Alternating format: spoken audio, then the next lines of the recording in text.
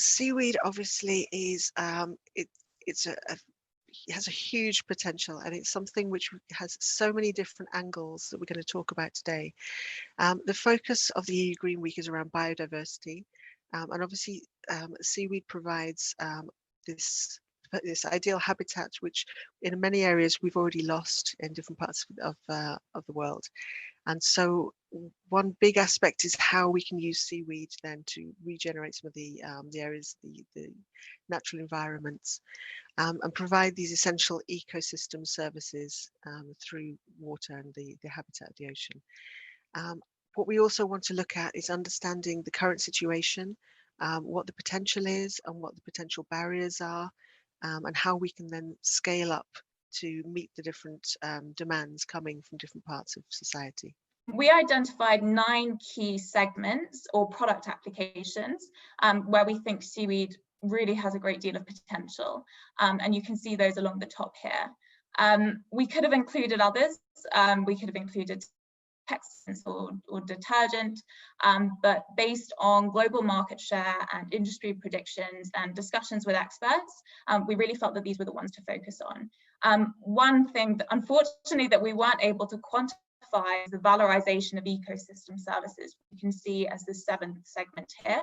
Unfortunately, well, perhaps unsurprisingly, but some of the markets for ecosystem services outside of, say, carbon just really don't exist at the moment. But we felt that it was really important to flag that this is a big application of seaweed, and to that end we included it.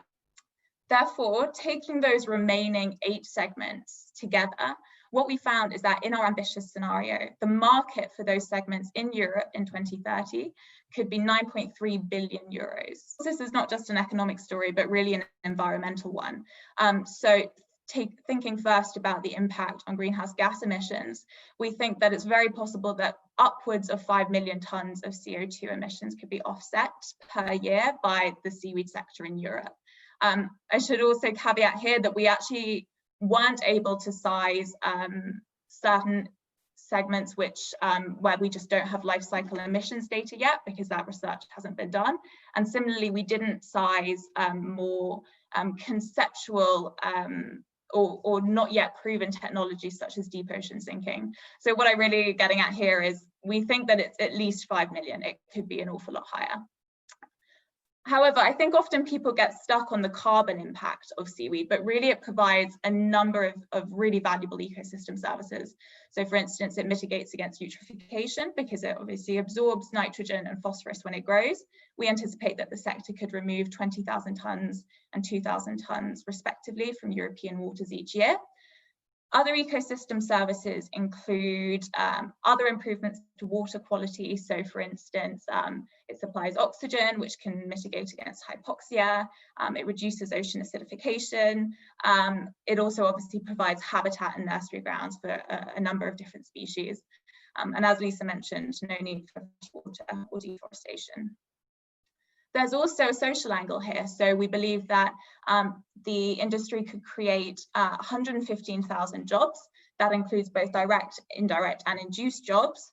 And it's really an inclusive industry insofar as the direct jobs created will call for a range of different experiences, skill profiles, and will also really be targeted mostly in coastal community areas. Currently, European annual production of seaweed is in the region of 300,000 fresh tons a year.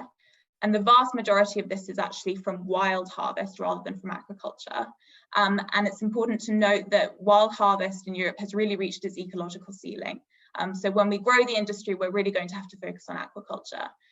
And if we were to reach the heights that I've just outlined in terms of our ambitious scenario, that would call for an annual seaweed production of 8 million fresh tons per year. It's a fantastic source of healthy and nutritious food. It's full of vitamins, minerals, proteins, algae oils, fiber. Unlike competing food or feedstocks, like for example, soya for food ingredients, protein in particular, or corn for biopackaging, it doesn't need the cleared land, freshwater, insecticide, or fertilizer. this is our business model in a nutshell. So again, we want to enable seaweed farming because of those benefits. We want to replace products like fossil fuel-based plastic and other sources of food ingredients which are not environmentally friendly. So in order to replace those products, you need to enable seaweed farming. So these products are very high demand.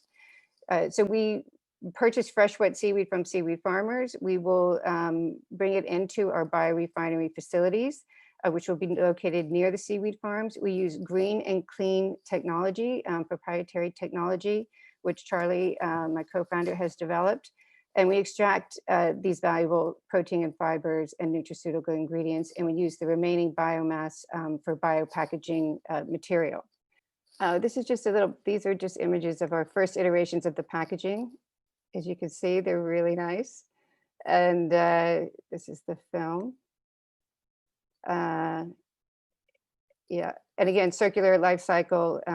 It will be a premium product in the beginning, but given its sustainability and its provenance. We have applied the by now well-known anti-methanogenic properties of certain species of seaweed that exist in Ireland, and we developed a specific blend of seaweed supplement that we tested on an organic beef high nature value farm in the northwest of Ireland over an 11-week duration, and found at the 11 weeks that methane emissions were reduced by 79.5%, which we were quite happy about because it's in line with the data that's been published over the last number of years of this anti-methanogenic potential. We are really looking into just building our capabilities along the value chain in terms of species cultivation, so incorporating this multi-trophic aquaculture principle, so co-localizing with other aquacultural operations in an effort to kind of offset the kind of the nutrient pollution that could be accumulating from fish farms, for example.